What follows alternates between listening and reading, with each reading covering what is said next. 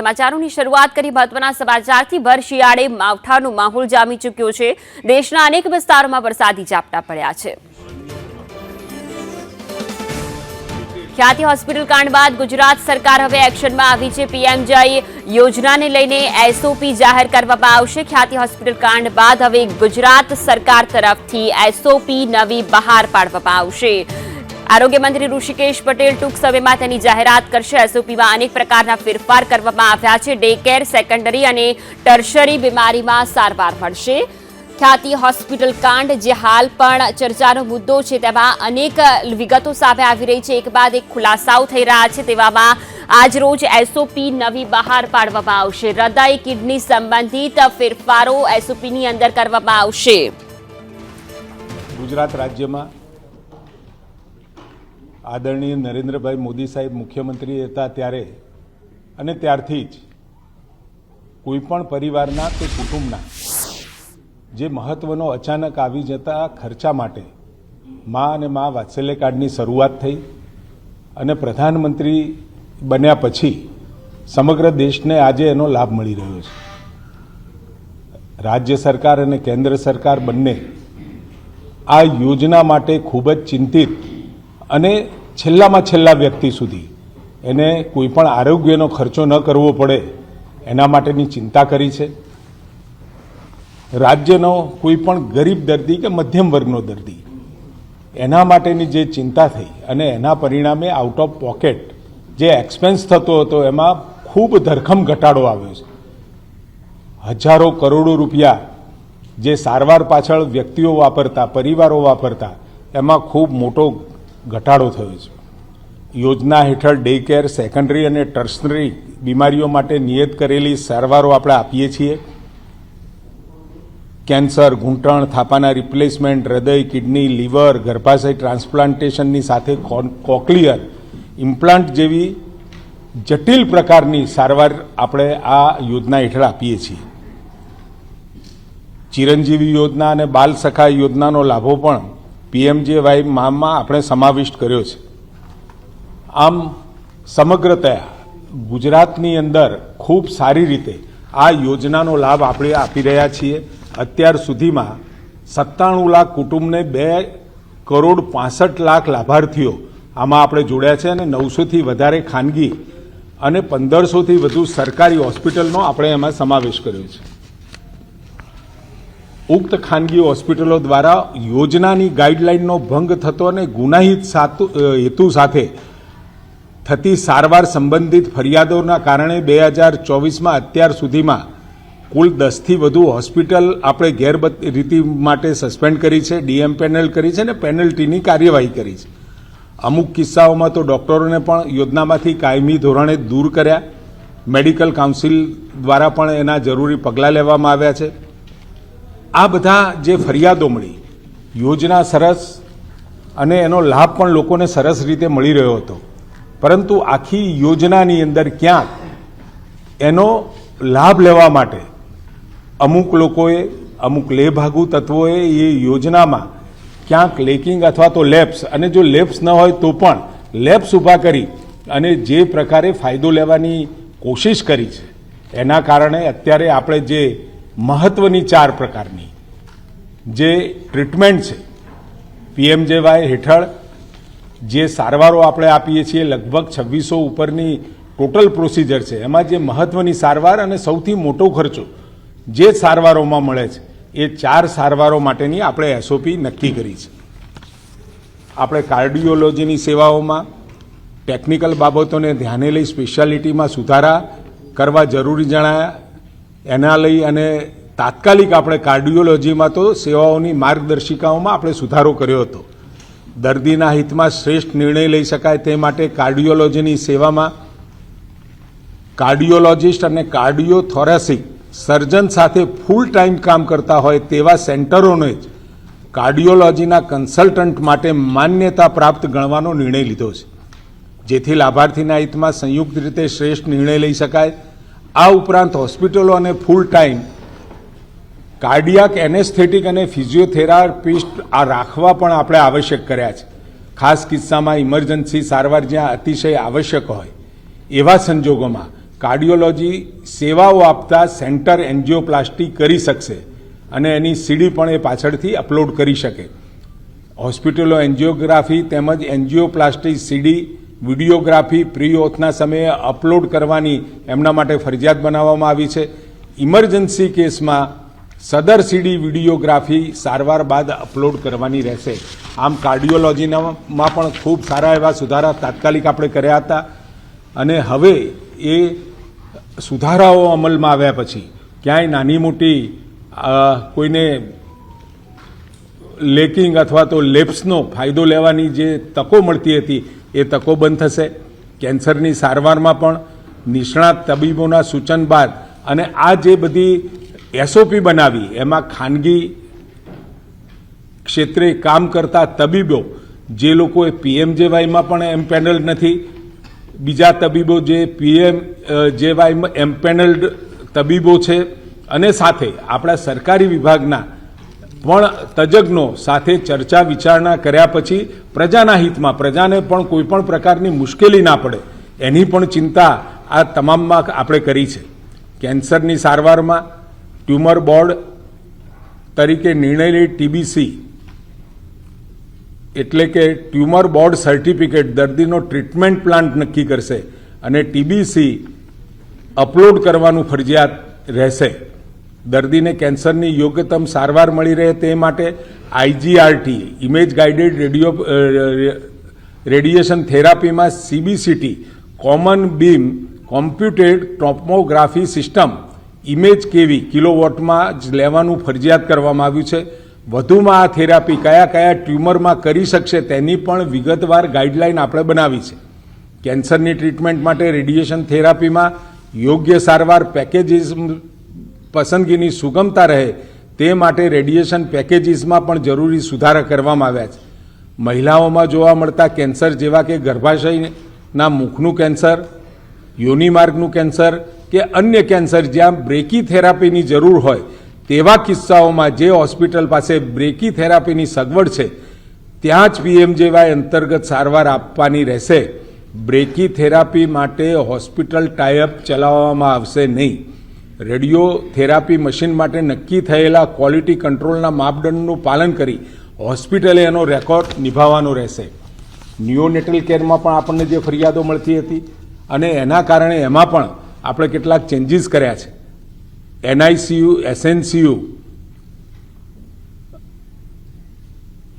માં પણ બાળકોને ગુણવત્તાસભર સારવાર સુનિશ્ચિત કરવા માટે હોસ્પિટલે ફરજિયાતપણે માતાઓની પ્રાઇવસી સચવાય તે ધ્યાને લઈ સીસીટીવી ઇન્સ્ટોલેશન કરવાનું રહેશે.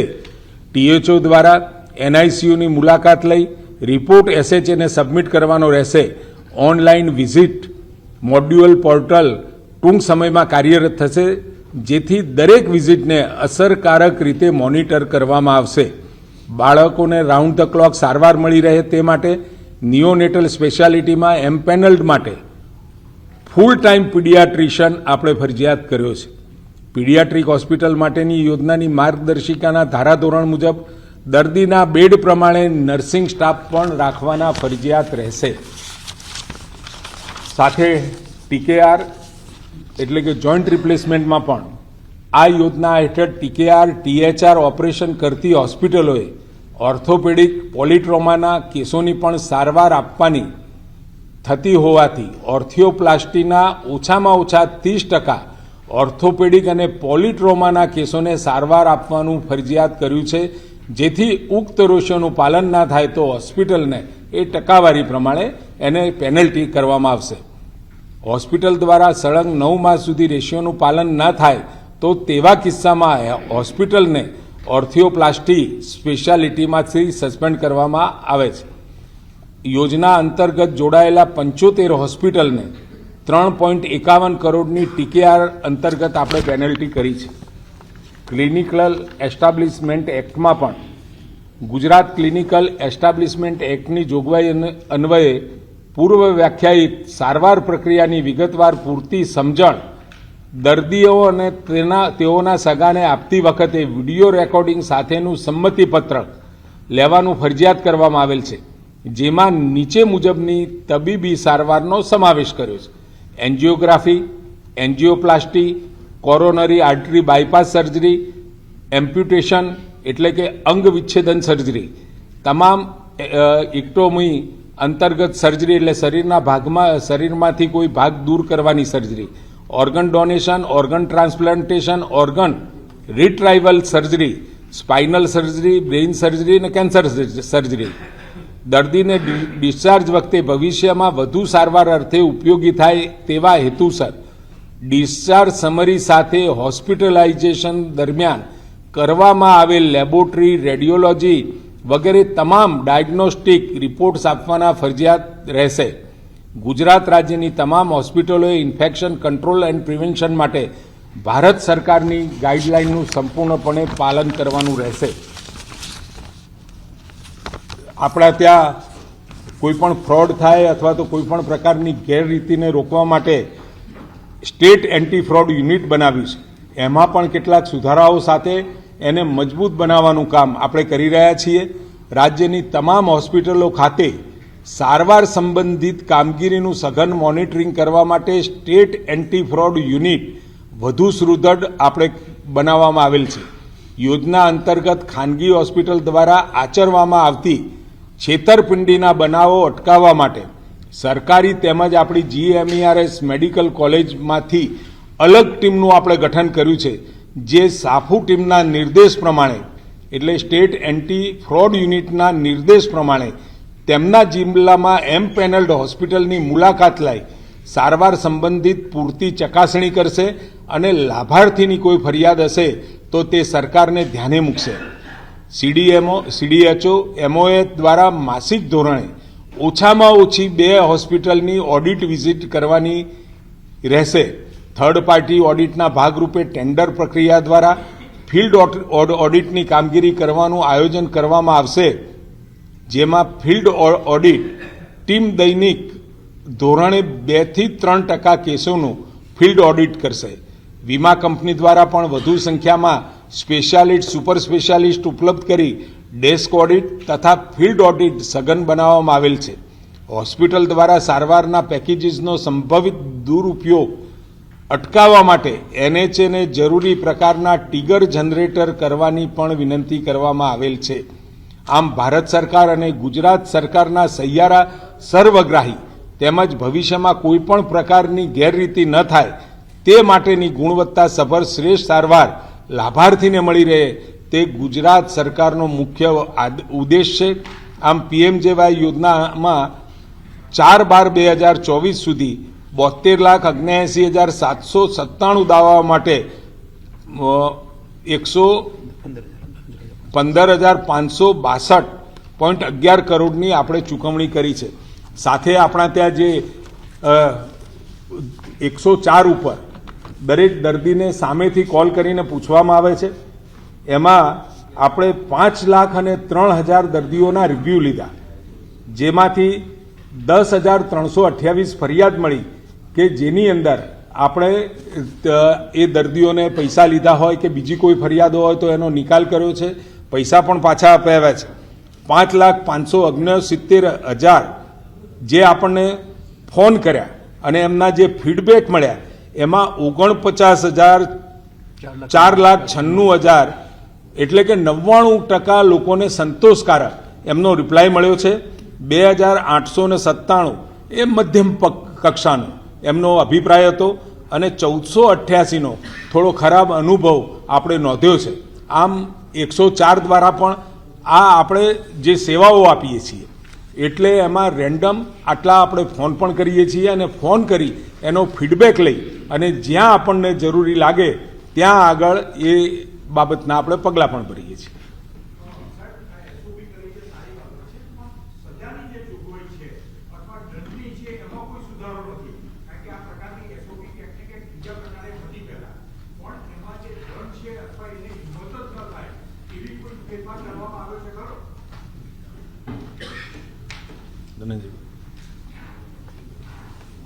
જે આપ દંડની વાત કરો છો, માનનીય મંત્રીશ્રીએ કહ્યું એ પ્રમાણે અને 14 હોસ્પિટલોને આપણે સસ્પેન્ડ કરી છે અને હું આ છેલ્લા 1 વર્ષના જ ડેટા આપું છું.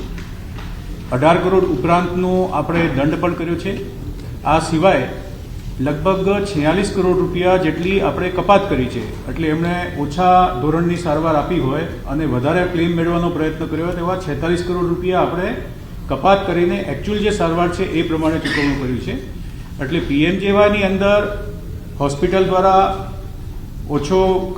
ઓછી પેકેજવાળી સર્જરી કરીને વધારે ક્લેમ મેળવવાનો પ્રયત્ન કર્યો હોય, ખોટા કોઈ પણ પ્રકારના એમણે ખોટા પ્રકારે સારવાર આપી એવા કિસ્સા ધ્યાને આવે છે. જેમ જેમ ધ્યાને આવે છે આપણે SHA મારફતે એની અંદર પગલાં લઈએ છીએ.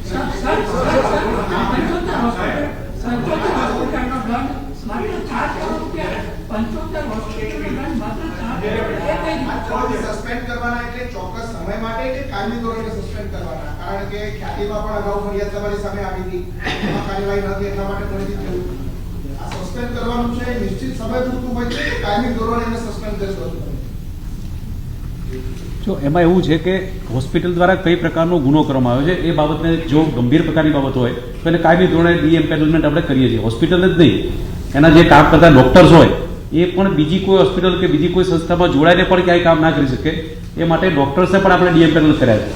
અને જે બરાબર પીડિયાટિક હોસ્પિટલ રાજકોટની હતી અથવા ખ્યાતિ હોસ્પિટલ છે એવા કિસ્સામાં આપણે કાયમી ધોરણે હોસ્પિટલ ડી-એમ્પેનલ કરી છે. જ્યાં માની લો કે અમારા ટીકેઆરનું પ્રમાણ ના જળવાતું હોય તો એને અમુક સમય માટે આપણે પેનલ્ટીના ભાગરૂપે સસ્પેન્ડ કરીએ છીએ. એટલે ગુનાના પ્રકાર ધ્યાનમાં લઈને ગુણદોષ ધ્યાનમાં લઈ આપણે કરીએ છીએ. અને આપણે જે સાહેબે કહ્યું એ પ્રમાણે ગયા વર્ષે પોલિસી 8 હતી, એટલે જુલાઈથી જુલાઈ દરમિયાનનું જે એક વર્ષ હતું એમાં જ આપણે માનો કે 41 કરોડના કેસો, એટલા કેસો આપણે રિજેક્ટ કર્યા. હોસ્પિટલે જે ક્લેમ મૂક્યા હોય આપણને સંતોષકારક ના લાગે તો એટલા રિજેક્ટ કર્યા અને 121 કરોડની આપણે એના ક્લેમમાંથી કપાત કરી. એટલે કુલ 162 કરોડની આપણે આપણું સતત આ જે ક્લેમ પ્રોસેસિંગ હોય એમાં પણ આ ચાલતું જ હોય છે કે કોઈ હોસ્પિટલ ક્લેમ મૂકે તો એ બરાબર છે કે કેમ એની ચકાસણી પણ ચાલુ જ હોય છે.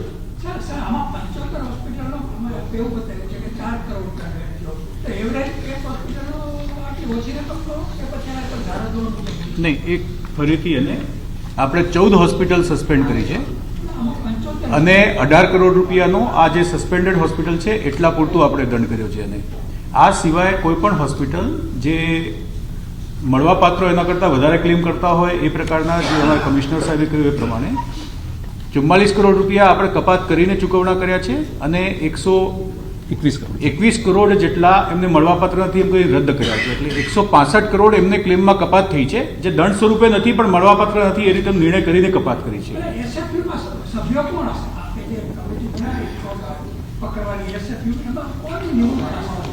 સાફુની વાત છે.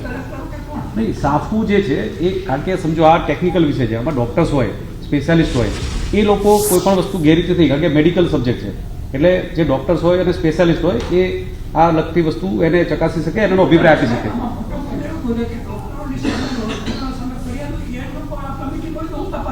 ના, પણ આપ સમજો એક વાત નહીં કે ડૉક્ટર્સ હોય તો એ ડૉક્ટર્સના જે રેકોર્ડ છે, મેડિકલ રેકોર્ડ છે, માનો કે કોઈ સર્જરી કરવાની જરૂર હતી કે કેમ, એનું રેકોર્ડ બરાબર છે કેમ, આ ડૉક્ટર્સ જ કહી શકશે. એ આપણે કોઈ સામાન્ય વ્યક્તિ નહીં કહી શકાય, કારણ કે એ કાયદાકીય રીતે અને ટેકનિકલ રીતે બરાબર નથી. એટલે જે ડૉક્ટર્સની સ્પેશિયાલિસ્ટ ટીમ છે જે અત્યાર સુધી આપણે જિલ્લામાં તપાસણી માટેની ટીમ નથી બનાવી, જે હવે આપણે જિલ્લામાં જીમર્સ આપણી મેડિકલ કોલેજો છે અને ડિસ્ટ્રિક્ટ હોસ્પિટલ છે એમાંથી સ્પેશિયાલિસ્ટ લઈ અને એ લોકો જે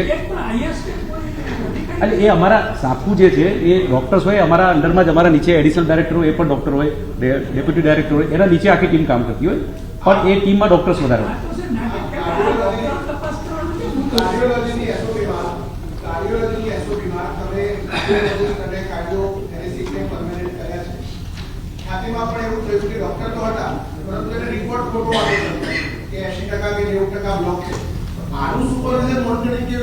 આના માટે તમે જે પ્રશ્ન પૂછી રહ્યા છો એમાં હકીકતની અંદર જે પેપર ઉપર આ લોકો જે હૃદયની આકૃતિ હોય એમાં બ્લોકેજ દર્શાવીને એ અપલોડ કરતા હતા. હવે આપણે ફરજિયાત કરીએ છીએ કે એ આખી એની જે વિડીયો એની જે સીસીઓ એન્જિયોગ્રાફીની હોય એ અપલોડ કરવાની રહેશે. એટલે એમાં કોઈ ગેરરીતિ થવાનો અવકાશ નથી.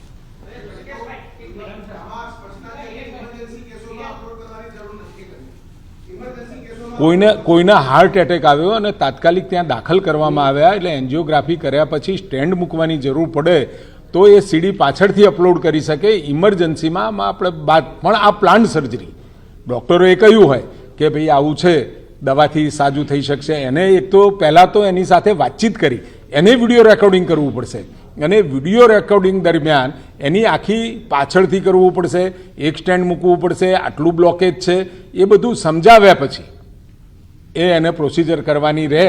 અને જો દર્દી સંમતિ આપે તો 1 કે 2 સ્ટેન્ડ મૂકવાના હોય તો ત્યાં સુધી છૂટશે, અને 3 સ્ટેન્ડ મૂકવાના થાય તો આ કહ્યું એ પ્રમાણે ઓથોરિટીની સિગ્નેચર. ઇમરજન્સીમાં પણ સર એક ખાલી સ્પષ્ટતા કરવી છે સર. ઇમરજન્સીમાં પણ વિડીયો સીડી જે તે વખતે, કારણ કે પેશન્ટનું હિત ધ્યાનમાં લઈને પેશન્ટના જાનને જોખમ હોય પાછળથી. એવું હોય ત્યારે એ રજૂ ના કરે, પણ જ્યારે એનો ક્લેમ રજૂ કરશે આપણી પાસે ત્યારે તો એ સીડી એને રાખવાની જ છે. એટલે એવું નથી, એ તો પેશન્ટના હિતને ધ્યાનમાં રાખીને ઇમરજન્સીમાં કોઈ પેશન્ટના જીવનું જોખમ ઊભું ના થાય એટલા માટે આપણે ઇમરજન્સીના કેસોમાં એન્જિયોપ્લાસ્ટી સાહેબે જે કહ્યું 2 સ્ટેન્ડ સુધી કે રીતે એલાઉ કરી છે. બાકીના કિસ્સા અત્યારે કેન્દ્રની એસઓપી શું છે અને ગુજરાતની શું છે? આપણી જે એસઓપી આજે જાહેર કરી છે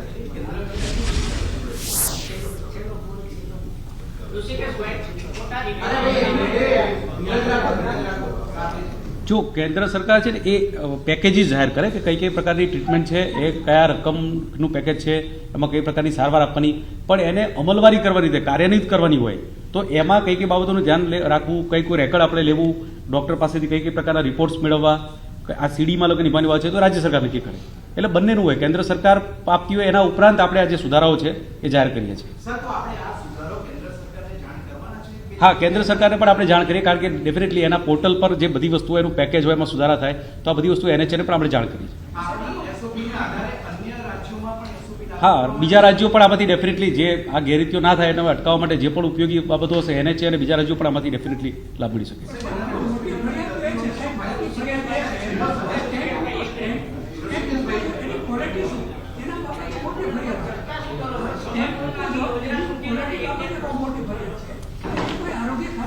નહીં, આ આપે જે સ્ટેન્ટ મૂકો છો એની ક્વોલિટીની વાત કરી છે.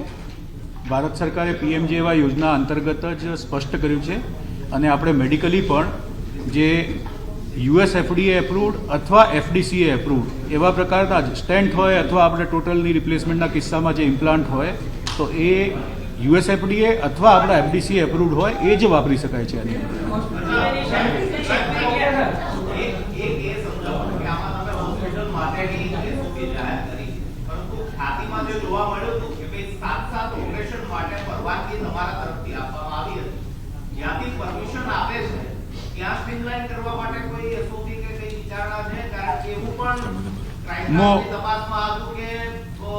ખાનગી હોસ્પિટલને જલ્દી આ પ્રકારનું ક્લિયરન્સ મળી જાય છે, એના માટે ખાસ વ્યવસ્થા પણ ત્યાં કંઈક લાગુ લોકો સાથે રાખે છે.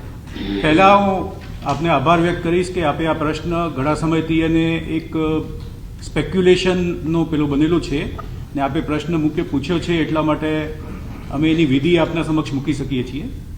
જો PMJY અંતર્ગત જે એપ્રુવલ આપવાની હોય એ 2 જુદા પ્રકારની એપ્રુવલ હોય. એક હોય છે જેને પ્રી ઓથરાઇઝેશન કહીએ છીએ એને, કે એના ઉપરથી એ હોસ્પિટલનો ઇન્સ્યોરન્સ કંપની પાસેથી ક્લેમ મેળવવાનો હક બને છે, અને બીજું જે એપ્રુવલ હોય છે જેને આપણે કહીએ છીએ કે એનો ક્લેમ પાસ થયો હોય. પ્રી ઓથરાઇઝેશન કોઈ પણ પ્રોસિજર કરવી હોય એના પહેલાંની તબક્કો છે. પ્રી ઓથરાઇઝેશન કોઈ પણ હોસ્પિટલ 2 પ્રકારના કિસ્સામાં માંગશે. એક કિસ્સો હોય છે જે ઇમરજન્સી છે, માનો કે કોઈ દર્દી છે લાવવામાં આવ્યો અને હાર્ટ એટેક થઈ ચૂક્યો છે, ચાલુ હાર્ટ એટેકમાં એ હોય, એ જ્યારે એને ઇમરજન્સી ફ્લેગ કરશે તો એ બધી પ્રાયોરિટીમાં સૌથી ઉપર જાય છે અને એનું ઇમરજન્સી એપ્રુવલ આપવામાં આવે છે જે ડોક્યુમેન્ટ અપલોડ કરે છે એ જોઈને. એક બીજો કિસ્સો હોય જેમાં પ્લાન્ટ સર્જરી હોય કે જેની અંદર ભારત સરકાર તરફથી જે માન્યતા પ્રાપ્ત આપણા જે એક્સપેક્ટેશન છે કે કોઈ પણ પ્રકારનું પ્રી ઓથરાઇઝેશન એપ્રુવલ 3 કલાકમાં આપણે આપી દેવાનું હોય ને. આ એપ્રુવલની પ્રક્રિયામાં ગુજરાત સરકાર કે SHA એનો કોઈ રોલ નથી, અને વારંવાર એક સ્પેક્યુલેશન થાય છે. આની પ્રક્રિયા એવી છે કે આપણે પાસેથી એક ઇન્સ્યોરન્સ કંપની છે, અને ઇન્સ્યોરન્સ કંપનીએ નીચેના તબક્કે એમના નીચે ગુજરાત રાજ્યને 2 ભાગમાં વેચીને અડધા જિલ્લા એક પાસે છે, અડધા જિલ્લા બીજા પાસે છે વર્કલોડ પ્રમાણે, અને એમણે